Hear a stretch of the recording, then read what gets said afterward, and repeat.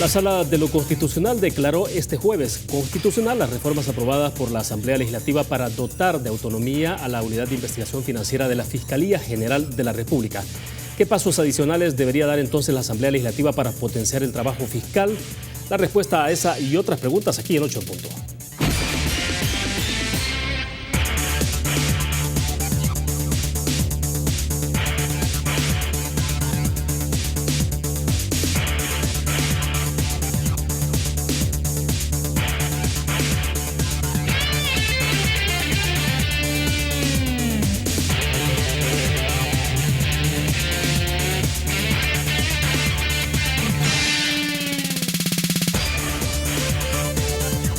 Buenas noches, bienvenidos a 8 en Punto. Gracias por acompañarnos. Con nuestros panelistas de jueves vamos a hacer un análisis sobre el resultado electoral del pasado domingo, el rumbo del país y también, desde luego, lo que ha ocurrido en las últimas horas y es el papel de la Unidad de Investigación Financiera de la Fiscalía General de la República tras una resolución que ha emitido la Sala de lo Constitucional. Queremos agradecer esta noche que están con nosotros en nuestros estudios Rafael Lorenzana. Él es parte del staff de panelistas de 8 en Punto. Doctor, bienvenido, Hola, buenas noches. ¿Cómo está? Muy buenas noches a todos los televidentes. Excelente, también agradecemos a Federico Hernández, panelista de 8 en Punto, nuestro invitado de jueves. ¿Qué tal, Federico? Un gusto. Encantado, William, como siempre, un gusto y por supuesto a tu audiencia. Excelente, bueno, son varios temas los que tenemos en agenda, ¿no? Y sin duda alguna vamos a iniciar con este que tiene que ver con el resultado electoral del domingo pasado.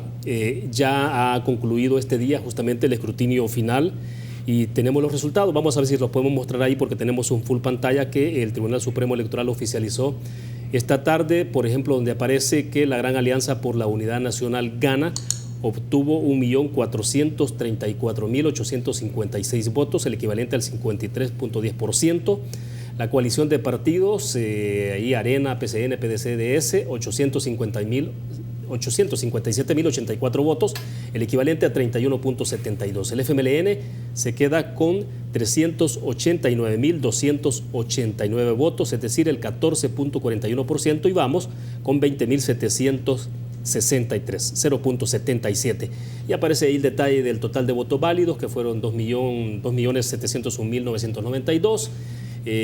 Las sumatorias y al final la cifra final de votos válidos y otros votos que asciende a 2.733.178. Eso es lo que queda entonces de manera oficial. El paso que viene, estimados, prácticamente ya es que el Tribunal Supremo Electoral procede, me imagino que esto ya será la otra semana, a la entrega de credenciales o en los próximos días en todo caso. Doctor Lorenzana, un poco cómo analizar estos números, sobre todo porque cuando uno revisa, después nos veremos en detalle lo que pasó para el Partido Arena, lo que ocurrió al FMLN, sobre todo, que es lo más dramático, pero bueno. Bueno, indudablemente en la democracia, cuando el pueblo habla, eso es lo que el pueblo quiere. Y esto es lo que ha hablado y habló categóricamente que quería una opción diferente. La partido, si uno lo ve observado dentro de la campaña, que gracias a Dios, quiero dejar claro, ya la campaña ya pasó, aquí estamos hablando ya los salvadoreños todos, algo que yo aprendí hace mucho rato y una lección fuerte que yo la publiqué en Costa Rica, en que la gente cuando gana me dice, mire, en el 73, que aquí estábamos todavía convulsionados, dice, mire, aquí es que en Costa Rica somos diferentes que ustedes los salvadoreños.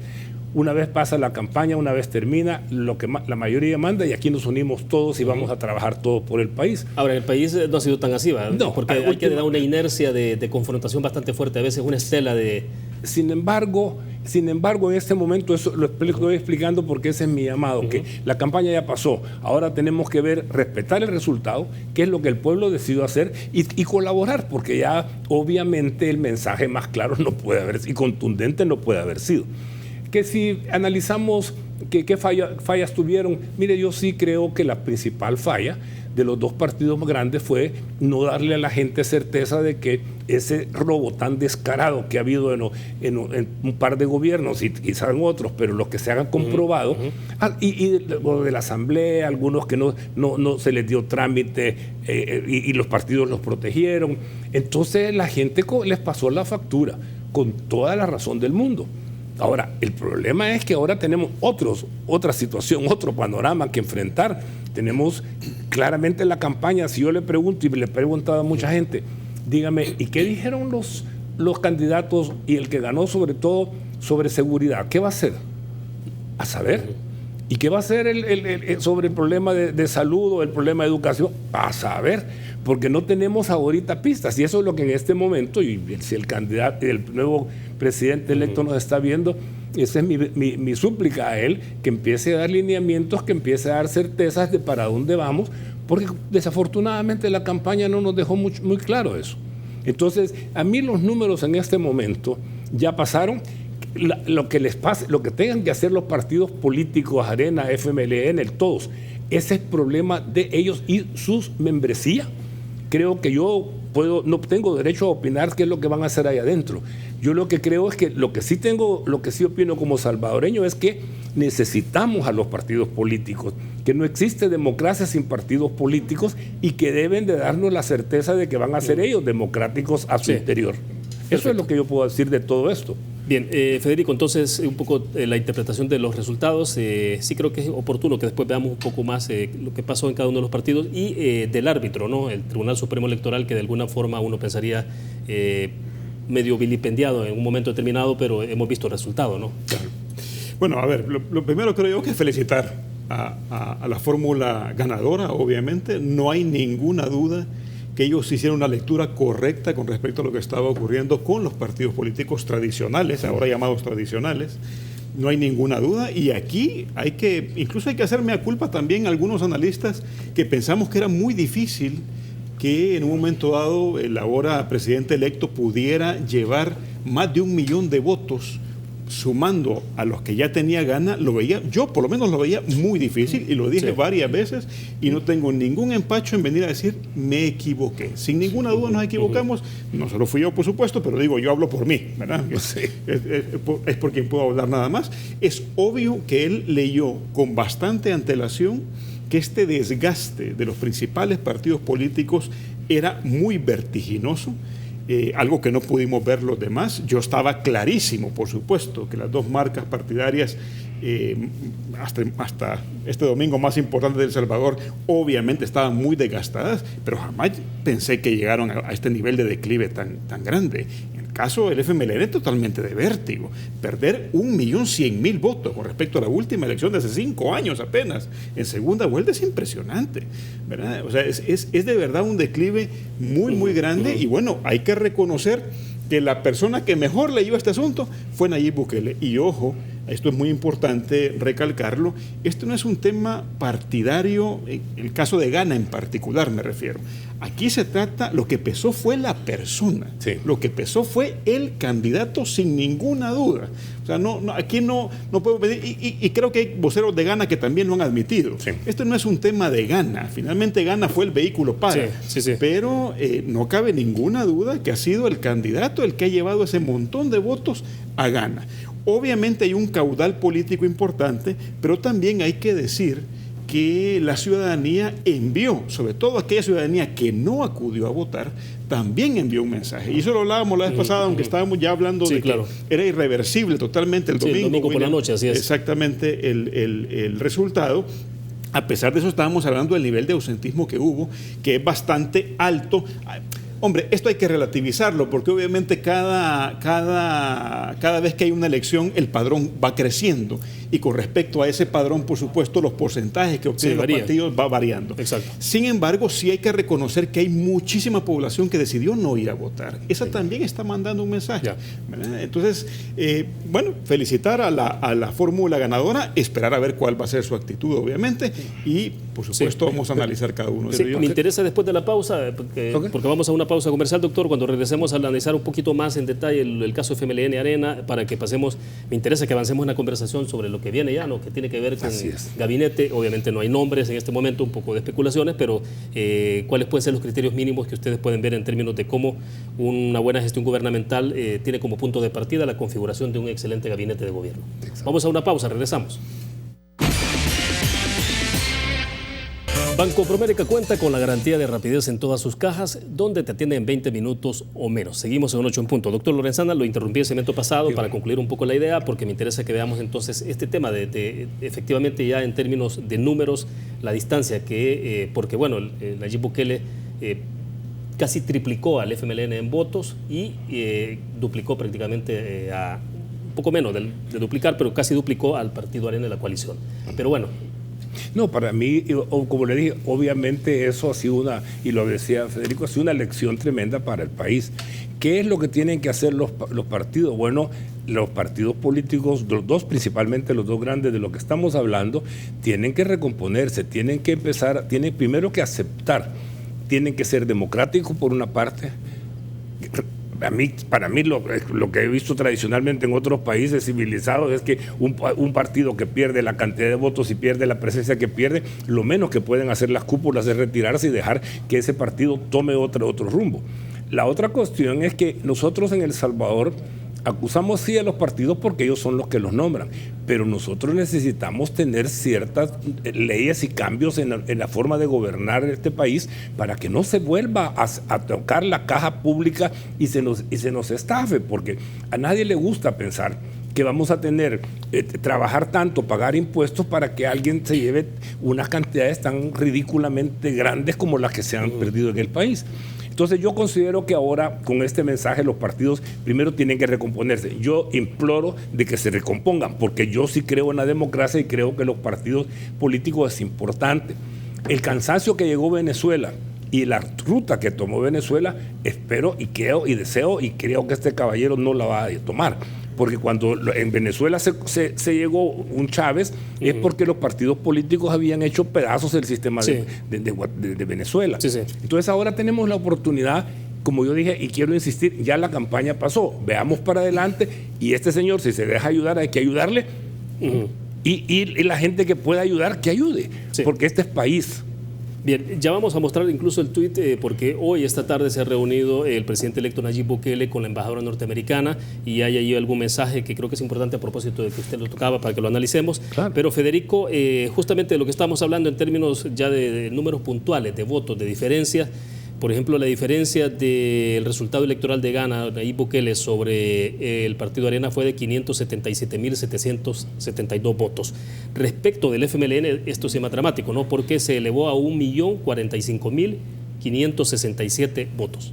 No, yo me imagino además, William, que en el caso de Nayib Bukele y su equipo, estarán viéndose en el espejo del FMLN, ¿verdad? El FMLN cometió tantos errores en estos 10 años, tantas cosas que se señalaron de que no tenían que hacer, esa insistencia en estar apoyando a los dictadores de Nicaragua, de Venezuela. Una cosa, por cierto, hay que reconocer en el caso de Bukele, que él siempre estuvo en contra de ese tipo de línea, digamos, partidaria, cuando incluso todavía era parte del FMLN, ¿verdad? Sí, entonces, cuando dijo en un tuit, por ejemplo, que dictadores era cualquiera, sea de derecha o sea de izquierda, lo cual es totalmente cierto, ¿verdad? Ahora, sí, obviamente es muy importante, primero, que se vean en ese espejo, que se den cuenta que ese tipo de errores no se deben cometer.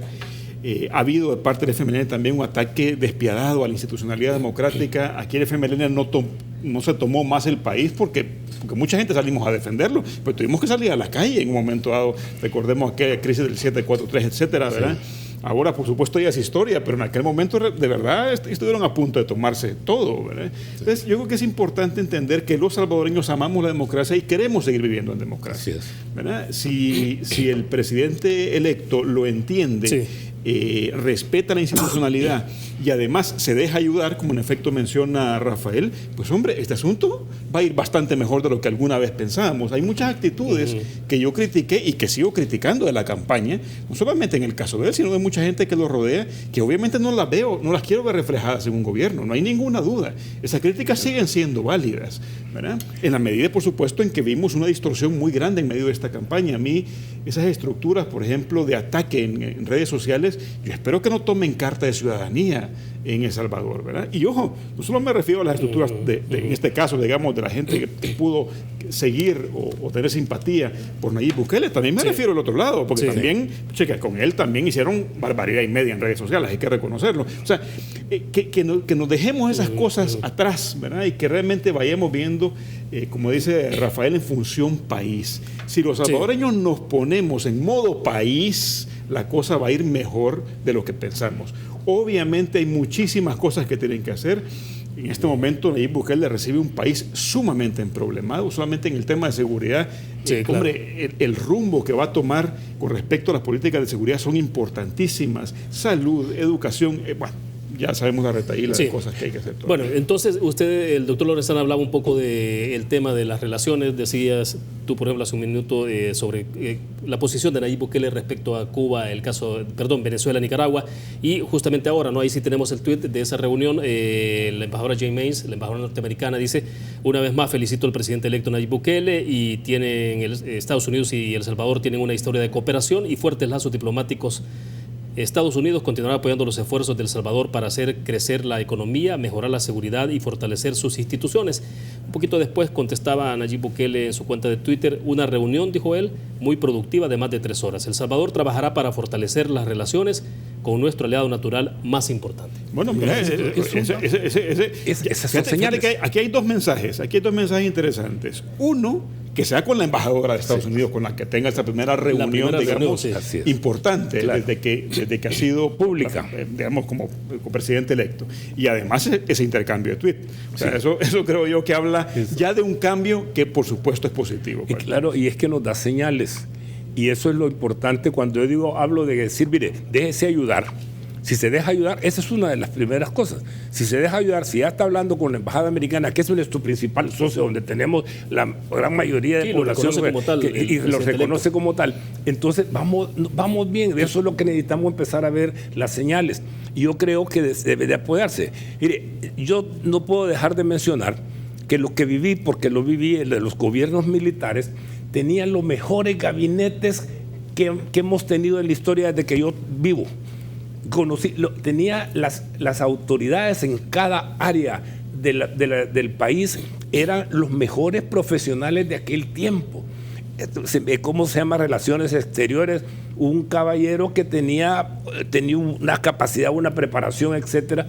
Hablaba de economía, hablaba de salud. Teníamos en aquel tiempo en los mejores gabinetes. Y cuando usted piensa en las obras más grandes que tiene este país, que se hicieron en este país, se hicieron en los gobiernos militares. Y no porque fueran iluminados los militares, nadie es, sino que los militares siempre reconocieron que tenían necesidad de la mejor gente alrededor de ellos. A mí me ha dado la atención que, por ejemplo, he estado viendo en algunas intervenciones que, gracias a Dios, a mi juicio, algunos de miembros de Gana se están distanciando. No vamos a estar en el gabinete, nosotros no nos interesa, no nos han llamado.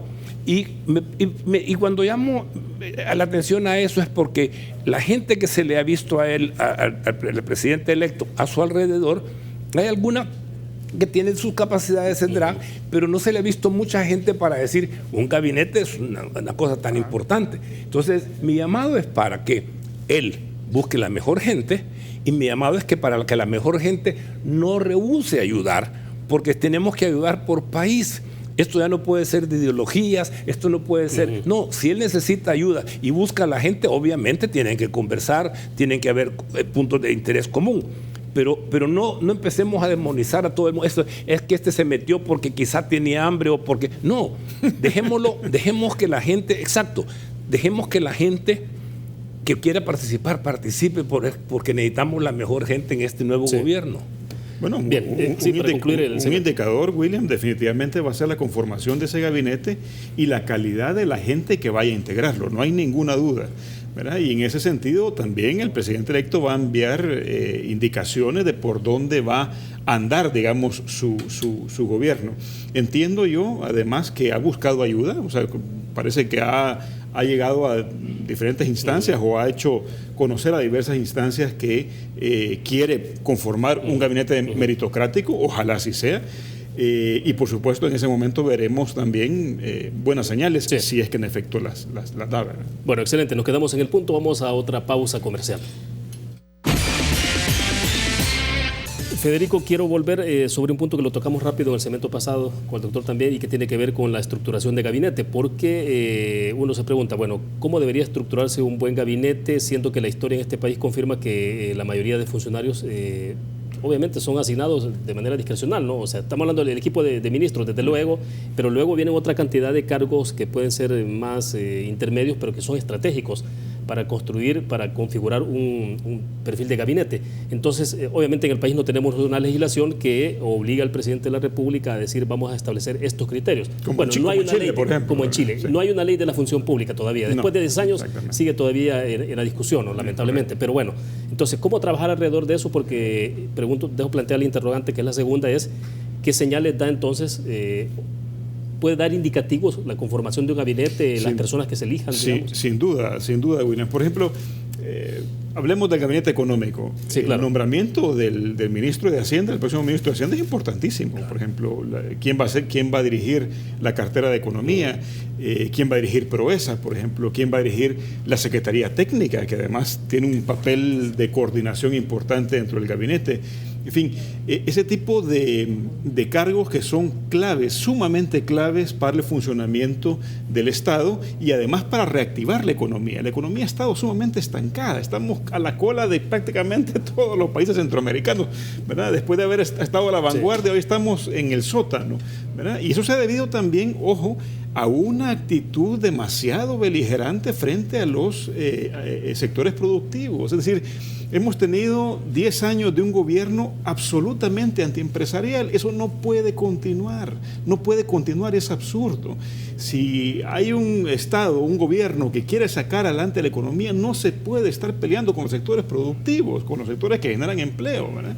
O sea, aquí queremos soltar las amarras que hasta este momento ha tenido la economía. Es importante mandar señales positivas, claras, firmes a esos sectores productivos para que suelten ellos mismos las amarras, ¿verdad? En este momento hay que reconocer, hay mucha incertidumbre, todavía hay mucha gente que dice, bueno, yo todavía no, mientras no vea qué señales envía el presidente electo, yo voy a estar aquí con mi pequeña inversión hasta donde pueda, en los límites, y ya después viendo cómo sobrevivo. Es decir, es importante entender que para que la inversión venga a El Salvador, para que El Salvador se convierta una vez más en lo que era antes, es muy importante enviar señales.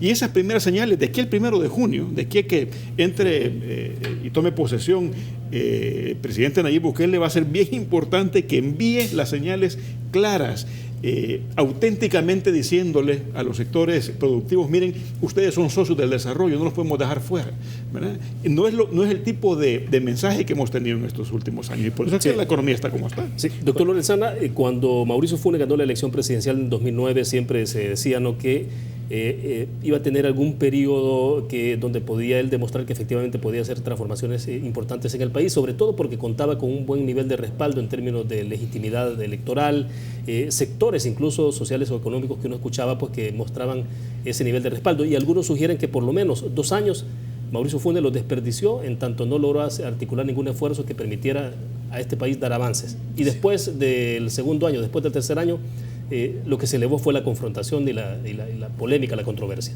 Sí. Entonces, insisto en esa parte de lo estratégico del gabinete, pero también de lo que implica ese periodo a veces de luna de miel que se le da en llamar a los primeros meses o el primer año del presidente. Mire, cuando usted mencionó, y voy a retroceder un poquito solo porque mencionaba las señales, como decía a Federico hace un rato. Cuando usted habló del tema del FMLN, ¿por qué perdió tanto el FMLN, tantos votos? Imagínense usted la reacción de la población con esa señal de apoyo, de visita al presidente Maduro, del parte del presidente de El Salvador, de apoyo a Ortega en Nicaragua. Cuando usted está viendo las masacres que están pasando en Venezuela, que la gente no tiene ni para comer, esas son señales erróneas.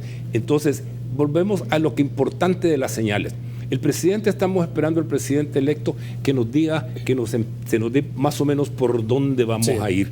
¿Qué es lo que vamos a hacer? Estas señales de ahora, de haber ido a la embajada de los Estados Unidos, lo que escribieron ambos, es una buena señal, es una excelente señal. Y él tiene que entender que si uno la historia tiene que utilizarla para mejorarla o para tomar experiencia. Usted acaba de mencionar lo de Mauricio Funes. Mauricio Funes tuvo todo en sus manos, como este señor tiene ahora, para salir exitoso. Yo lo que le puedo comparar con la sala de lo constitucional que recién salió. La sala de lo constitucional pudo haber hecho las cosas mal y pudo haber pasado anodina como las anteriores. Pero esos señores han salido con la cabeza en alto. Hicieron algún trabajo que le vamos a reconocer toda la vida en El Salvador. Pues este señor presidente electo, el señor Bukele, tenemos los salvadoreños que darle la oportunidad y él tiene que tomarla de salir y de levantar este país. Tiene una oportunidad preciosa porque tiene los votos de una buena mayoría y tiene además una ventaja, que él no está circunscrito a un partido político ni a unos dueños que le digan por aquí vas, por aquí vas.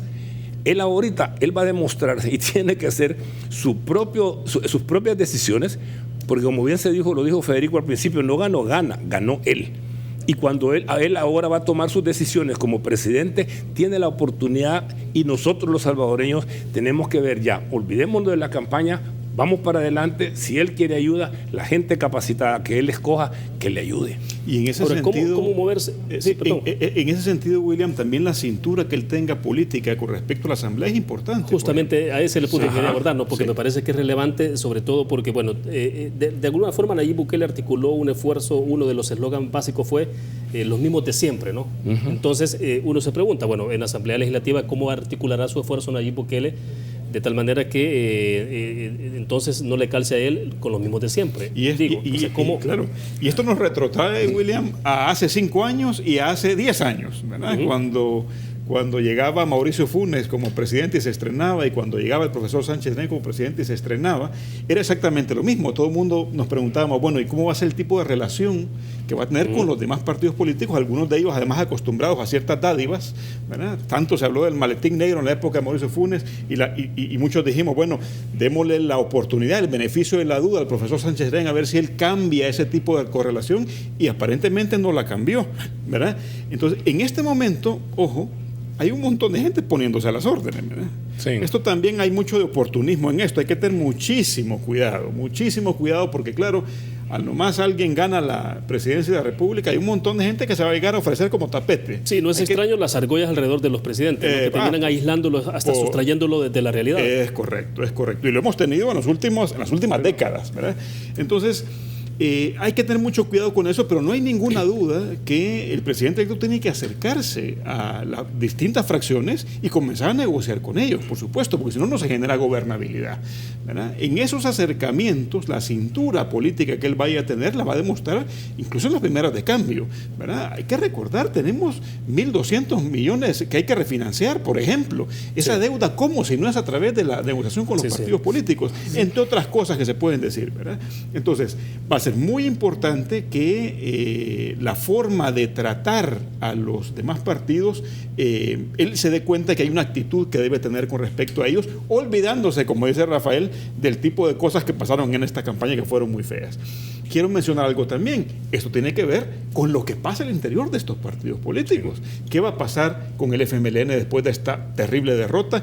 ¿Qué va a pasar con Arena después de esta derrota? Lo que está pasando en este momento en Arena, a mí francamente me tiene asustado. Yo digo, bueno, ¿y qué les pasa? ¿Quieren destruir el partido? ¿Qué quieren hacer? ¿Verdad? Porque es increíble. Hoy todo el mundo ha salido a despotricar contra la cúpula, que además no solamente la cúpula es la culpable de todo lo que pasó en Arena. Hay un montón de culpables en Arena. Hoy nadie se quiere responsabilizar. Hoy todo le echa la culpa nada más a la cúpula. Y cuidado porque es importante también que estos partidos, como dice Rafael, finalmente sobrevivan a todo este debacle, ¿verdad? Aparte, por supuesto, los partidos que pueden surgir en medio de esta coyuntura, que desde luego van a surgir, no hay ninguna duda. Esto genera un vacío de identidad política muy fuerte en El Salvador, y habrá que ver quién termina capitalizando de mejor manera esta crisis. Un escenario, por ejemplo, como lo que ocurre en Guatemala con la dispersión de partidos políticos que nacen, se reproducen en medio de la campaña electoral y luego mueren con el día de la elección. Pero aquí hay una situación que, ojo, también es delicada, porque aquí hay una persona que es él. Aquí no estamos hablando de un partido político que es Arena, o el Frente, que la cúpula decide. No, aquí estamos hablando de él. El presidente electo va a decidir qué va a hacer con su presidencia. Y entonces es importante la señal. Me gusta que ha ido con la embajada, me gusta lo que ha pasado, ya vamos a hablar de eso con la sala el día de hoy. Me gusta que las instituciones estén fortalecidas, porque si nosotros mantenemos ciudadanos las instituciones fortalecidas, si apoyamos a nuestra Fiscalía, si apoyamos a nuestra Corte Suprema de Justicia y aún a la Asamblea Legislativa, porque en la Asamblea hay oportunistas, sí van a haber, pero también lo que yo quiero es que haya gobernabilidad. Si le van a decir al hombre todo, no, solo porque es el enemigo, además, lo que les va a pasar si hacen eso, es que en las próximas elecciones de diputados les van a barrer también la casa, igual que les barrieron ahora en la presidencia. Entonces, todo eso tenemos que ser nosotros un poco, ya bajar la calentura de la campaña y ser con la cabeza fría de ver qué se puede hacer. Y a él yo le suplico que se deje ayudar, porque sí que hay gente que le puede haber, gente capaz en este país. Yo sueño con el día, porque algo que Federico mencionó y lo hemos mencionado antes, sueño con el día que Centroamérica vuelva a decir El Salvador es el líder de Centroamérica como éramos antes. Sueño con ese día. Y este señor lo puede hacer si se rodea de la gente apropiada, la gente correcta, y si la gente le colabora y nos quitamos esa situación ideológica que nos está matando. Bueno, excelente. Vamos a la pausa. Cuando regresemos hablamos de Sala de lo Constitucional. Hoy nos tuvo creo que es una buena noticia para este país, sobre todo en el tema que tiene que ver con el combate justamente de la corrupción. Vamos a la pausa.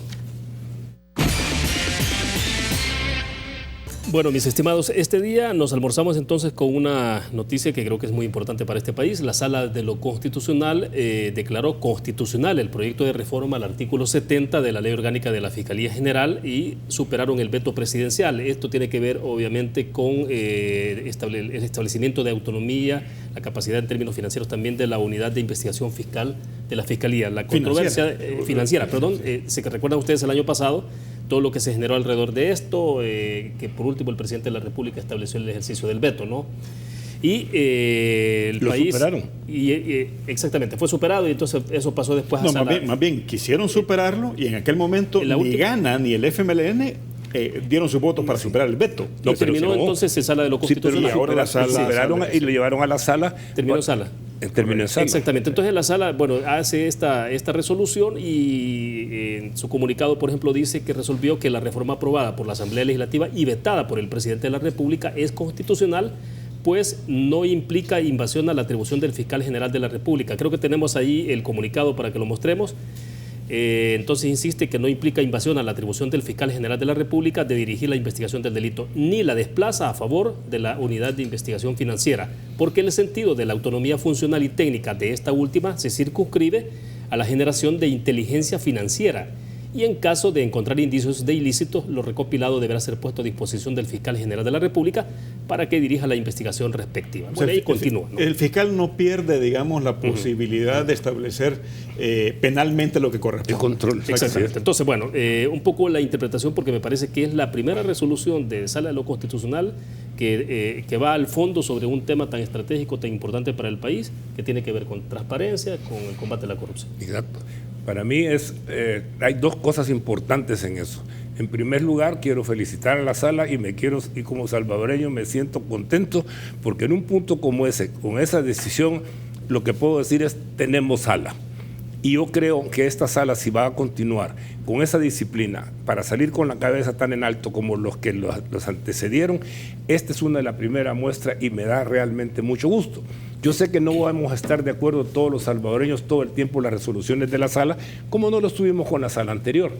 Pero, sin embargo, esto es una situación tan importante y era tan importante para el país. Si nos habían sacado de la organización más importante del mundo para poder tener acceso a los controles de lavado de dinero, para eso estábamos fuera. Y el presidente lo veta por inconstitucional. Esto ha sido importantísimo porque no solo la Sala sienta un precedente muy importante y al mismo presidente de la República. Entonces eso me ha dado mucha satisfacción y espero que va a seguir la Sala en esas condiciones. Ahora, en cuanto a la resolución misma, yo creo que ¿qué más podíamos esperar los salvadoreños si aquí tenemos el grave problema que como lo hemos estado discutiendo, ¿qué es lo que más influyó en la elección? La decepción de nuestra gente por todos los procesos de corrupción que ha existido en este país en los últimos 30 años.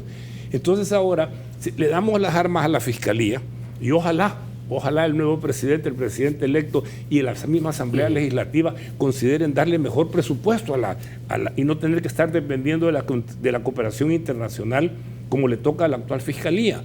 Nosotros tenemos que respaldar y el mensaje que fue de nuestra población, yo así lo leo, es que mire, ya estamos hasta aquí de la corrupción y queremos cambios.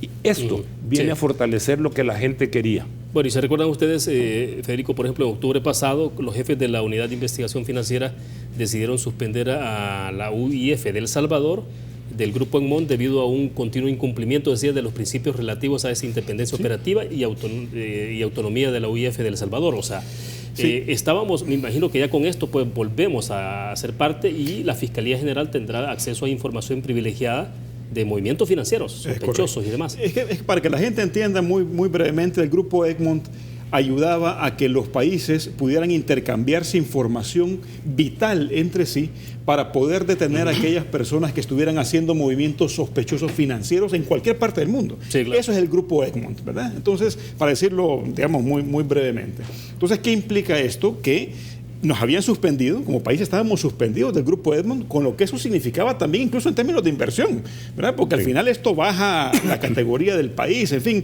hay una serie, digamos, de consecuencias que llegan a ser incluso hasta económicas. Entonces, ya con esta resolución tan oportuna de la Sala de lo Constitucional, esto permite la posibilidad de que podamos ver restaurada nuestra integración del Grupo Egmont, ¿verdad? Y al mismo tiempo poder recuperar la posibilidad de obtener esta información privilegiada en términos de el combate al lavado de dinero, la corrupción, etc.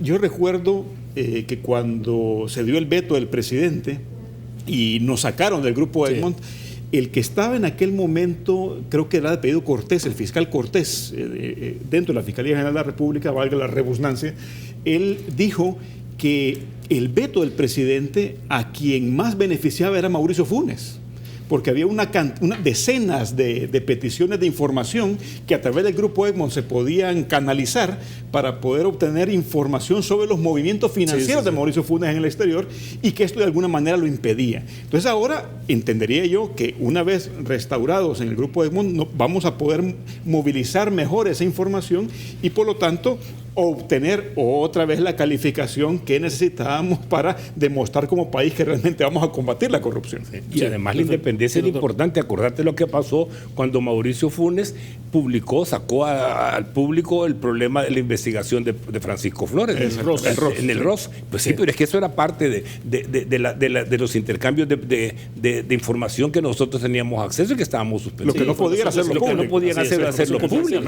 Entonces ahora nosotros lo que tenemos es otra ventaja de volver. Y eso nos va a dar certeza a la ciudadanía y ojalá que el señor presidente electo apoye todo este tipo de movimientos porque realmente necesitamos tener mejores calificaciones para poder tener mejores inversiones y poder desarrollar este país. Ahora, no podría ser menos para el presidente electo, digo, porque están usando unas ICIES, insisten en unas ICIES, pues este es un instrumento antes de. Esta es una forma de fortalecer la institucionalidad instalada de la Fiscalía General de la República, que además yo creo sinceramente que es lo mejor que podemos hacer. Yo esto del tema de las ICIES, yo tengo mis bemoles con eso, pero bueno, no vamos a entrar en ese detalle hoy. Lo veremos eventualmente. Pero sí es importante que la Sala se haya atrevido además a hacer a dar este tipo de fallos.